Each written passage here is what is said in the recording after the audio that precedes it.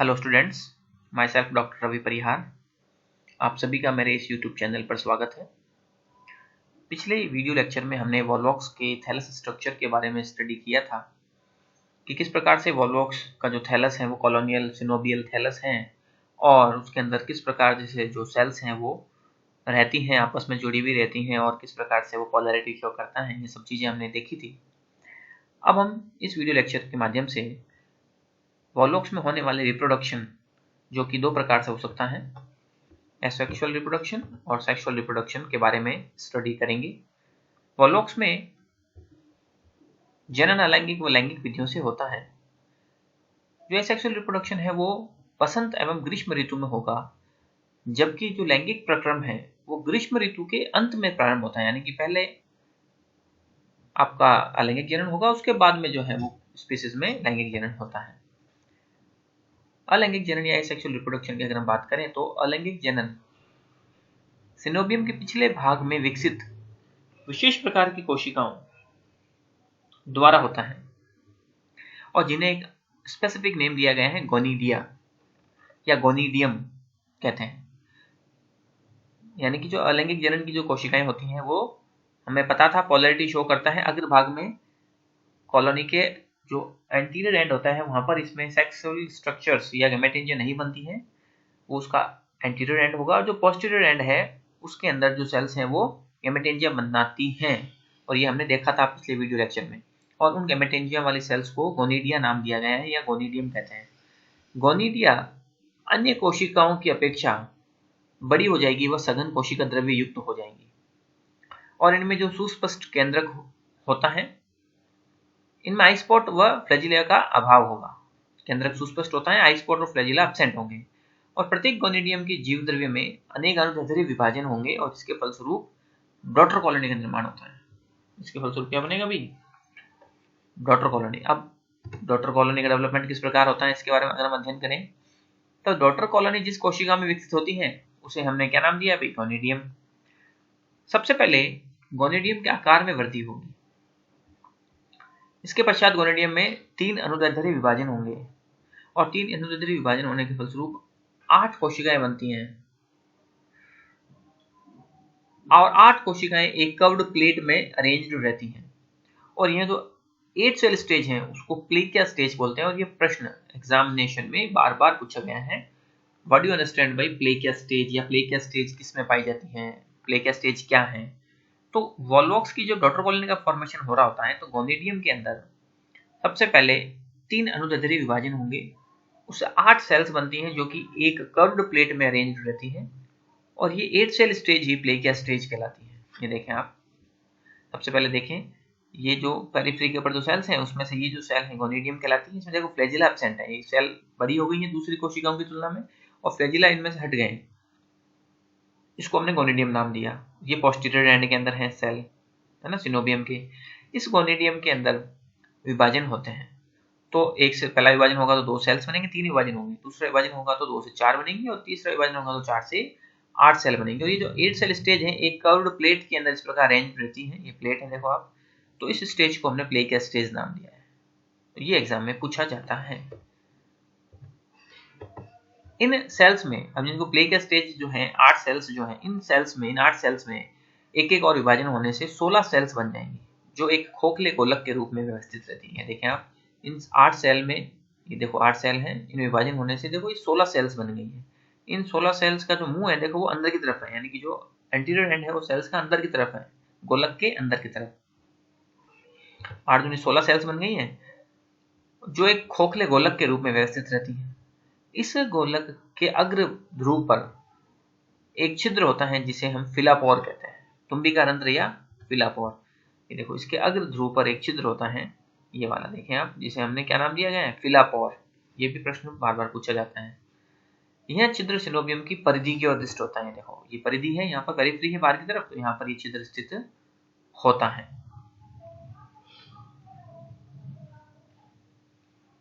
इन 16 कोशिकाओं के पुनर्विभाजनों से, यानी कि जो 16 कोशिकाएं बनी हैं इनके पुनर्विभाजनों से 60,000 से भी अधिक कोशिकाओं का निर्माण हो सकता है, परंतु इतने अधिक विभाजन नहीं होते हैं। और प्रत्येक जाति में निश्चित कोशिकाओं के निर्माण के पश्चात विभाजन समाप्त हो जाते हैं।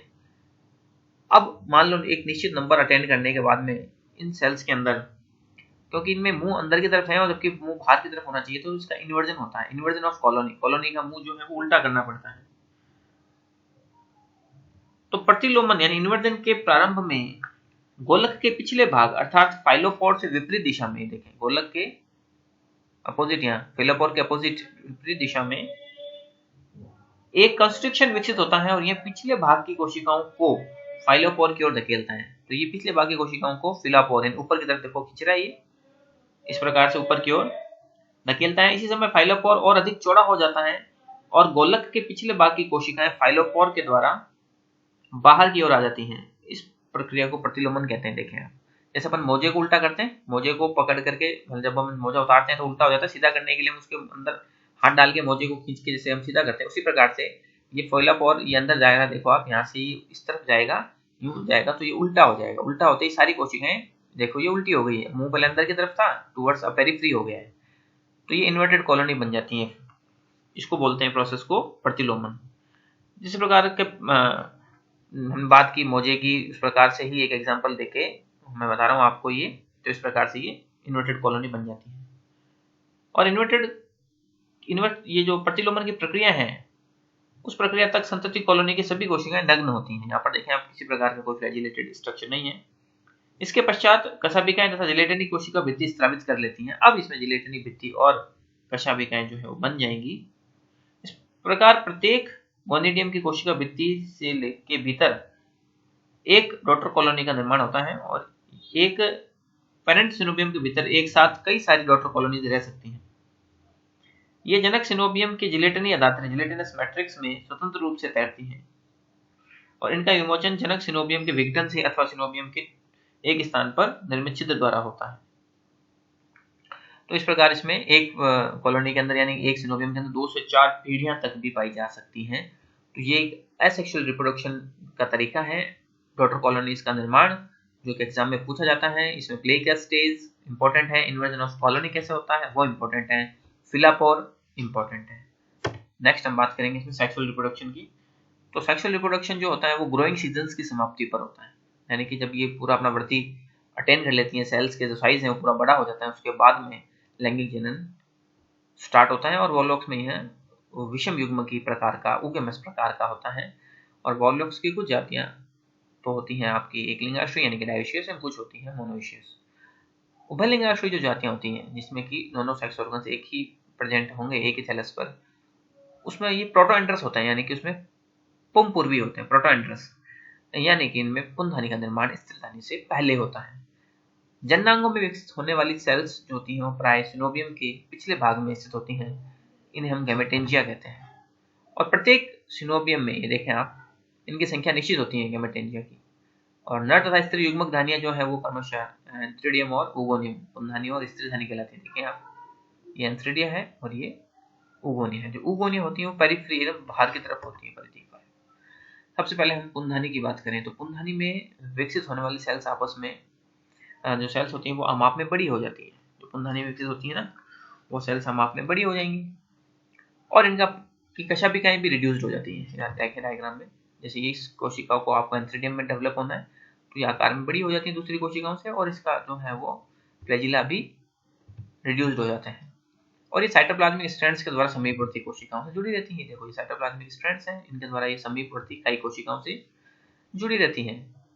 पुंधानी के जीव द्रव्य में निरंतर अनेक विभाजन होंगे और इसके फलस्वरूप लगभग 16 से लेकर 512 तक छोटी रॉड शेप्ड सेल्स बन जाएंगी। ये देखो विभाजन स्टार्ट हुए 1 से 2, 2 से 4, 4 से 8, इस प्रकार लगभग 512 तक जो है वो सेल्स जो है रॉड शेप्ड छोटी छोटी सेल्स जो है वो बन जाती हैं।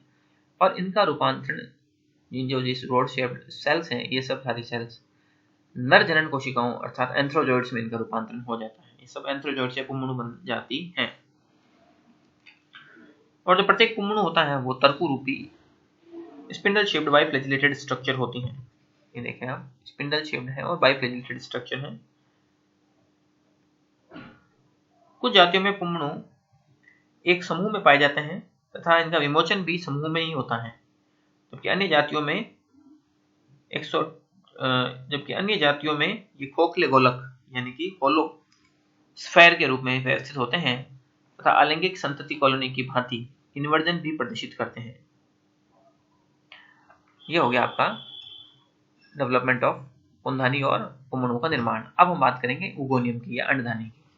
और अंडधानी भी जो है वो अंडधानी में भी विकसित होने वाली जो सेल्स हैं का विभेदन जो होता है, जो सेल अंडधानी बनाएगी उगोनियम बनाएंगी, उन सेल्स का विभेदन भी पुंधानी के समान हो जाता है, यानी कि वो भी अन्य कोशिकाओं की तुलना में बड़ी हो जाती है और फ्लैजिला जो है वो रिड्यूस हो जाएंगे और इनका जीव द्रव्य विभाजित नहीं होगा।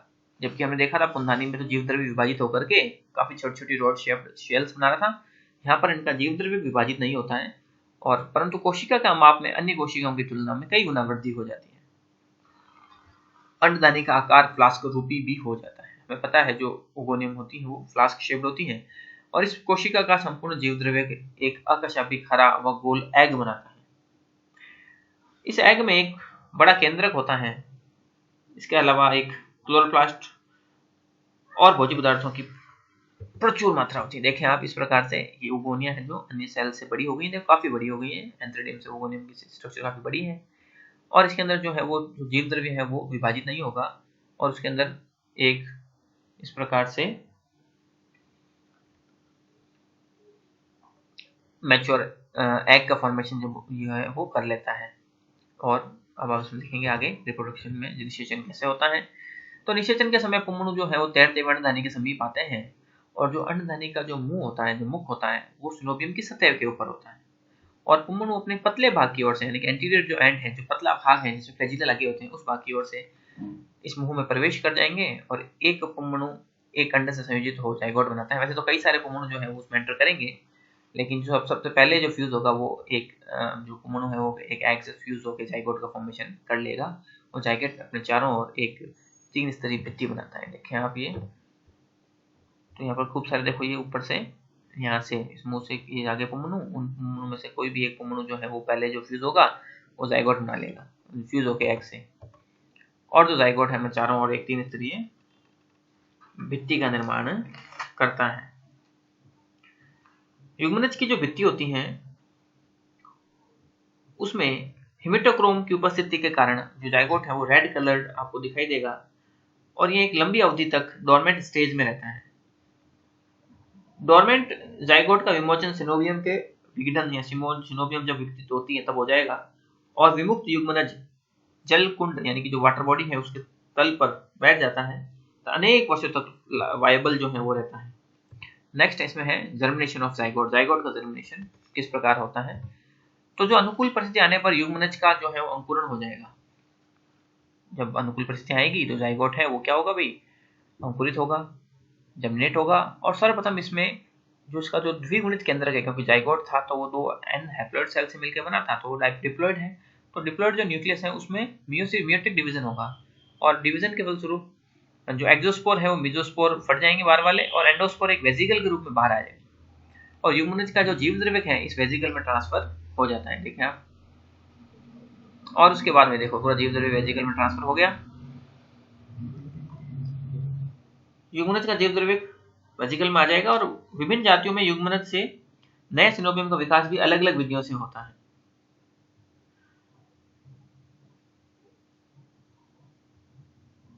जीव द्रव्य विभाजित होकर अनेक द्विकशाभिक चल बीजाणु जूस्पोर्स बनाएगा। ये देखिए आप, अनेक चल बीजाणु जूस्पोर्स बनाता है, बाइफ्लैजिलेटेड जूस्पोर्स, जिनमें से केवल एक बीजाणु जीवित रहता है और शेष बीजाणु नष्ट हो जाएंगे। जीवित बीजाणु पुटिका से बाहर निकल जाएगा